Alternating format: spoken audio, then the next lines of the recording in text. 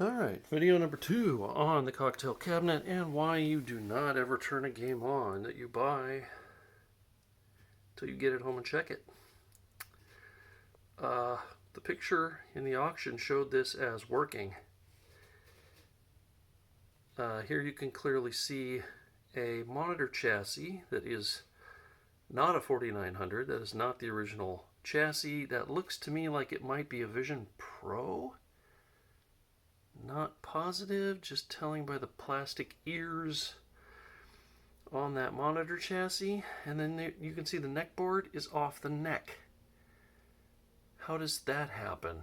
How does that happen? All I can think of is that chassis was in there but not bolted down. And when they moved this cabinet either to load it onto the trailer for us or moved it in the warehouse, the chassis fell down, knocked the neck board off, hopefully did not neck the tube. So yeah, surprise, surprise, that's not cool. That is not cool. Okay, so this is my first look inside. As I was saying, there's supposed to be metal bar that slides into here and here, and you pull the metal bar up so it passes the brackets, and then the door will lower with this little plastic latch keeping it from slamming down. You have to push it with your thumb to get the door to actually come downward. There would have been a large metal plate mounted here that Joust boards were mounted to. That's gone. There's the switching power supply that was running this JAMA game. And there is what looks like a Nintendo power supply. It's actually bolted to the bottom of the game, which is kind of surprising. I have never owned a Nintendo game, but I have seen enough to know that that's a Nintendo transformer on the other side there. And here it is plugged into the socket. Nintendo monitors run on 100 volts and not 120. This monitor again looks to me, maybe it's a Vision Pro, it's a later model monitor, it's not the 4900 monitor that frame is for. In fact, this black stuff here, that's double-sided foam tape. Like they glued the chassis in with a small strip of double-sided tape or something. Crap, this is not good. If I'm really lucky, it still will work. As long as it didn't neck the tube, there's a chance, because I don't see any of the wires busted. They're just all stretched out because of the hit this took. So I will have to unplug that chassis and unbolt from the chassis or from the frame and take that out and clean it, because everything in here is just absolutely gross, filthy. Switching power supply again. Maybe that fell, because that doesn't look like they mounted it to anything, and might have knocked the neck board off. This was delivered on a forklift to our trailer, and then we just moved it across the trailer to the back of the trailer. This was never on its side. I put a hand truck under the back and lifted it partway to the house. Didn't hear anything falling or moving around, and then also put a hand truck on the side to get it through the door, because it's too wide this direction to come through the door. but yeah, that shouldn't make that stuff happen. Maybe that's my bad. Maybe that actually happened when I moved in on the hand truck. I don't know. Again, hopefully the monitor is okay. Hopefully the game board is okay. That was another reason why I bought it, is because it looked like an actual real Atari Tetris board. Looking online, I haven't done a ton of research, but I do believe this is an original. It's got the 1981 Atari stickers on it, and I believe these are the two Pokey chips that are on the Atari Tetris board. I will be taking that board out of here. I've already unplugged the joysticks. That's why there's those wires hanging down.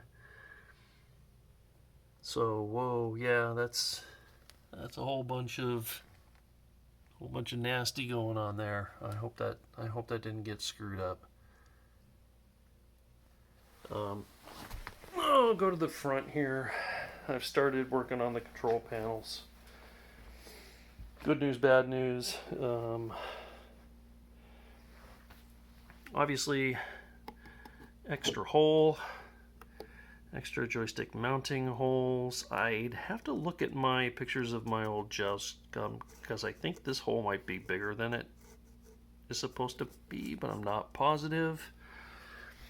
The other one over here, that might be the original joystick hole and the original button hole. Although there's a, well, that's probably the original buttonhole. When I took off the black vinyl, and now that the lid's down, of course you can't see it, I was able with, let me see, get my product names right here. Goo Gone, Goo and Adhesive Remover. This is the gentler stuff. Smells like citrus, not Goof Off. That's the stuff that I use on metal control panels, and I'm afraid to use it on plexiglass.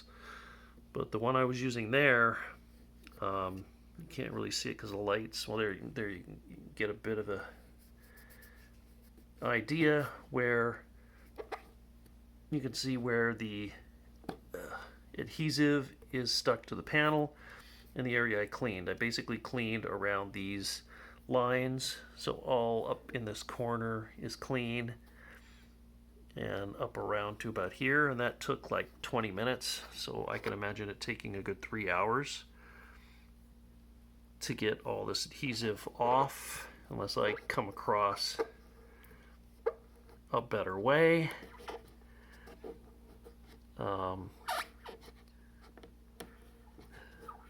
Yeah.